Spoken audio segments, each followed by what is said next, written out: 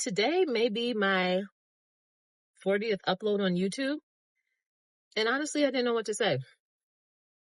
But I know what's been on my mind. And I'm going to share that. I woke up this morning early, had my devotional and prayed, got on YouTube, and these videos of people that took the risk and just moved abroad with their families, relocated, became like digital nomads, just kept coming up on my feed. And I was like, okay, let me check a couple of these out. And when I tell you, the life that I've been living playing safe, I don't know if that's benefited me. I'll be 37 next month, and I feel as though I've lived half of my life in the safe zone. I didn't step outside the box. I always kept the secure job. I went to the secure schools. I made mindful moves where, it was survival. But I haven't lived. I just haven't really lived. And towards the end of last year, I started playing with the thought of spending some time abroad. When I noticed that more people were doing this, I was like, okay, I kind of got a blueprint to follow here. I'm just kind of watching what y'all are doing and how y'all are doing it. I see people actually are moving out of the country, and I'm like, all right, I ain't ready to commit to that yet, but I want to play and frolic a little bit. I would love to get my feet wet and do about 3 months. I actually have a friend that they committed to a year. So they left the U.S. in, I think, July, and they've just been traveling, and they're giving themselves a year to go to Bali and so many different places. And it was probably 5 a.m. No, probably about 6, 7 a.m. at this point that I'm watching these videos. And I'm just feeling the feeling. I'm looking at this girl and her husband and her daughter. They left Texas and moved out of the country. And what turned out as like temporary digital nomading became permanent.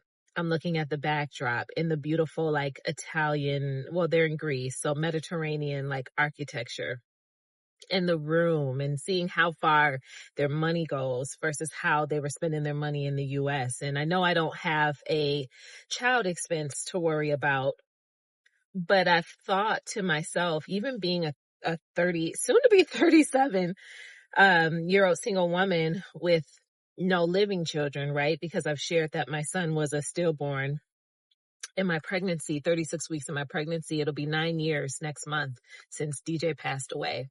And I haven't gone on to have any more children. I literally just gave myself permission about 3 years ago to say that, yeah, I actually do desire kids, but the opportunity hasn't presented itself. And anyhow, all that to say, that's not an expense that I'd have to worry about, but just seeing the quality of life, how far your money can go, just the culture and the safety as women, as Black women.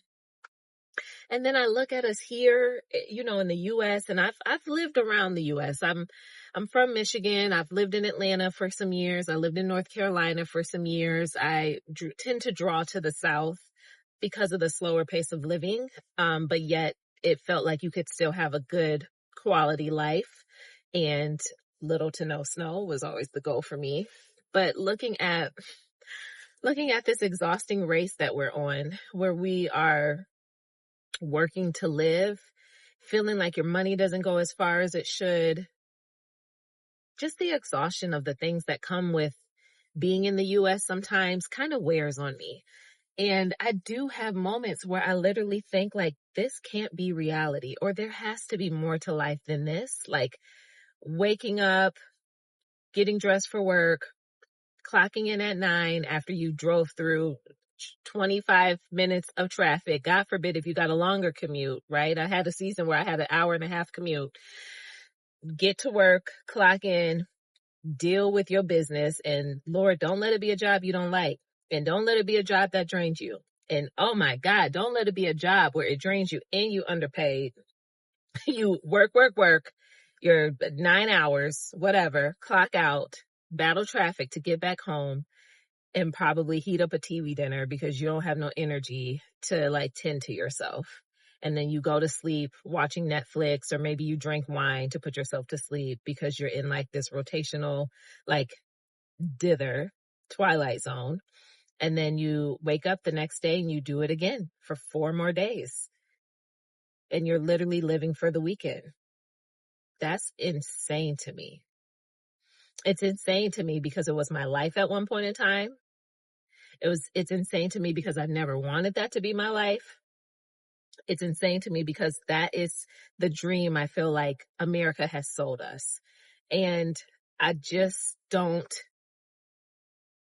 don't really want to subscribe to it. And then I get on YouTube and I see these videos of other people living very different lives. And I mean, when I tell you,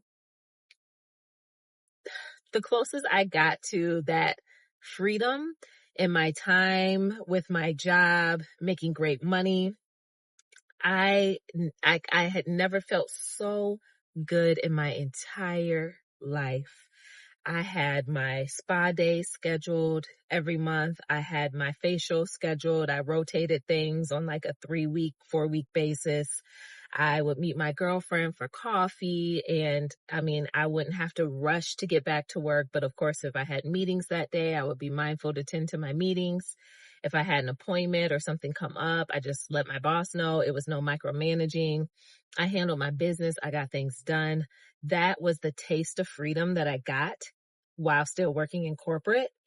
And I was like, this is crazy, because the higher up the more you make, this is just my opinion, the more you make, it seems like the less work you have to do, but you're getting paid for a skill set, or, you're getting paid for something that you do really well, versus certain jobs that are a little lower in pay. I mean, they want you to go to the moon and back. Like, all right, don't clock out until you're done doing that, and take this phone call, and, oh, you're doing this too long. Like, that is so freaking insane to me. That is so backwards. And I've had it both ways. I started off in retail management for about 18 years. I managed some of your favorite stores: Lululemon, Nordstrom, Ulta, Bath and Body Works, Warby Parker. I mean, my list is extensive. I can't even remember all the places. I've worked at so many because that was my degree, fashion merchandising. And then when I made the transition out of retail finally into fertility healthcare, I did that for a couple years at various levels with startups, working the patient-facing aspect, working the financial aspect, managing accounts and relationships. And that is where I started to experience like significant salary growth. And that showed me one thing, that your skill sets can apply in so many different settings if you know which settings to apply your skill sets to. And you got to start to think outside the box, right? So when I started figuring that game out, I'm like, okay, got it. And then just transition more into tech. And excuse me, all that to say, when I had that level of freedom and autonomy, like just in my life, oh my God, I was internally thriving. My nervous system was at ease. I literally had a unicorn job, quite literally. And so when I started looking back at my career and thinking, okay, this is my journey, but I don't want to really be in corporate for the rest of my life personally, because it's not like I didn't really carve out a true pathway for myself in a sense. Like, I know the things that I'm great at when it comes to managing others, building up teams, operations and development and things like that. Those are a lot of my strong suits. However, my love for freedom and my love for connecting with people is different from what I'm actually doing. I get to do a little bit of that in my job because of the nature of it. And, working in healthcare has a sensitivity to it, especially when you're working with aspiring parents that have that strong desire and doing everything they can to be able to have a baby. And so when I started looking at the bigger picture of things, I was like, my heart has always been drawn to helping, but what does helping look like? And that's when I did the career pivot to clinical mental health. And I am starting next week, year 2 of that program. Very, very excited. I'm so excited. I'm excited because I feel like there's no glass ceiling to what I'll be able to do with it after I'm done.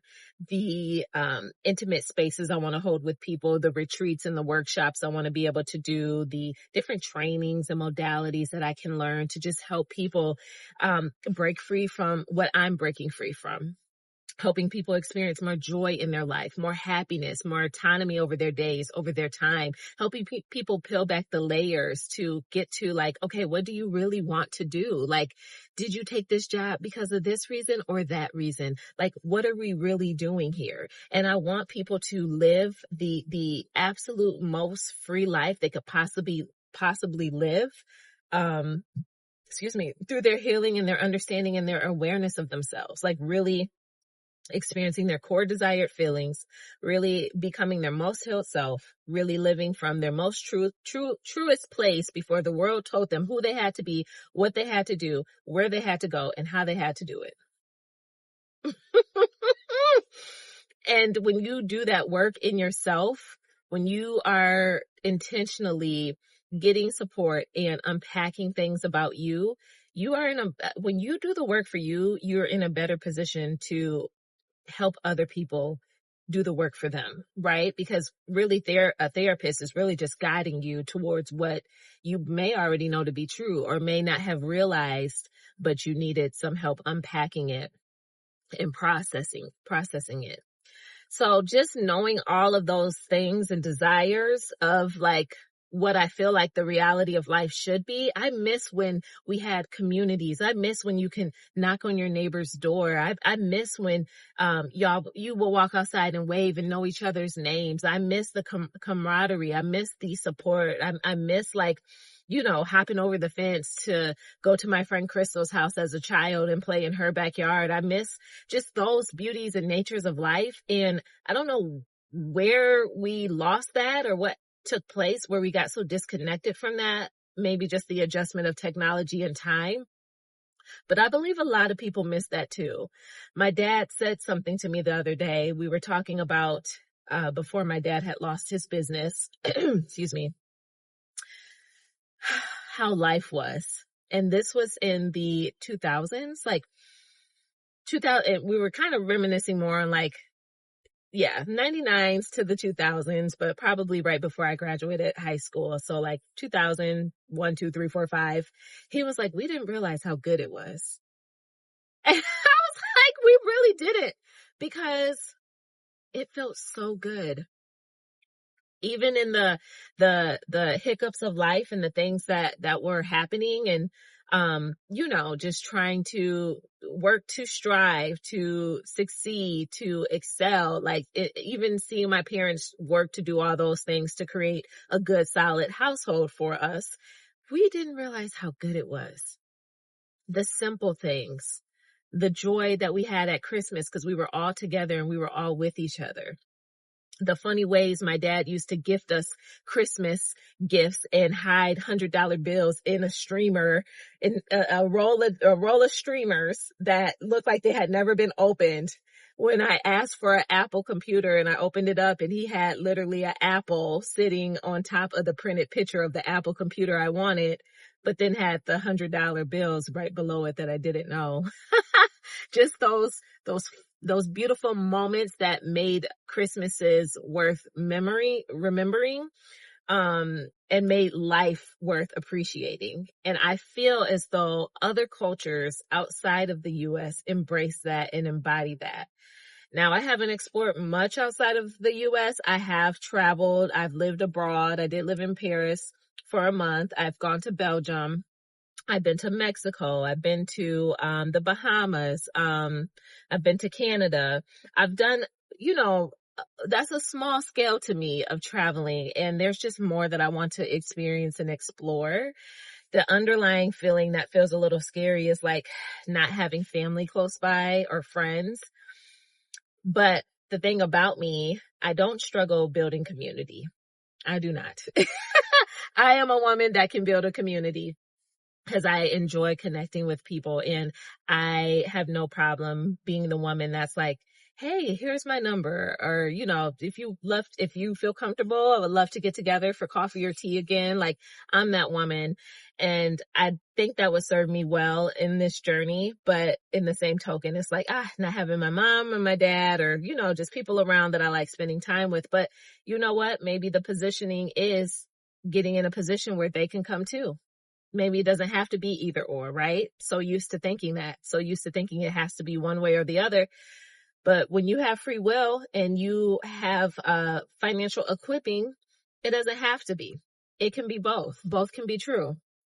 So yeah, that is what my like 6, 7 a.m. YouTube scroll session led me to, and my thought today. And I mean, I was even at the gym thinking about this on the treadmill because I'm like, this is not the reality I want to die with. And I mean, I already beat cancer. Not today, cancer. Okay? Not today or tomorrow. I've literally already beat cancer. And this is just not the reality that I want to be a part of. I'm finding it very hard to believe like that this is it. And that so many people are okay with this. That's also what intrigues me when I have certain conversations with certain friends, and I'm just like, all right, so how are you? Tell me how you've been feeling, how you've been doing. And I mean, you can hear it and see it, but we keep pushing through. We keep pushing through. And I get that there's a certain level of like, yeah, I kind of do need this job, because I do have these massive amounts of bills or whatever. I have these mortgages to pay for, or just whatever, A lot of my friends are in those positions. And in the same token, I got friends on the far left side that are just traveling and exploring, and they're not parents. And not to say, well, that does make a difference. Honestly, it does. It does. Being a parent versus not, it does make a difference because you have to kind of take someone else into account. But I say, speaking for myself, who does not have to take anyone else into account besides my dog, Cardi, it's just like, yeah, maybe we're just doing it wrong and doing it different. So we're going to see what this year holds. But I had to get that off my chest. All right, y'all. If you haven't already, I invite you to subscribe to the channel. If you are feeling like I'm feeling, then please meet me in the comments. If you have done anything like this at any given point in time in your life, I legit want to know about it and how you did it. And if you're kind of just like, no, I like my comfortable life. I like it boring. I like it safe. I like it familiar. Tell me about that too. I want to know more.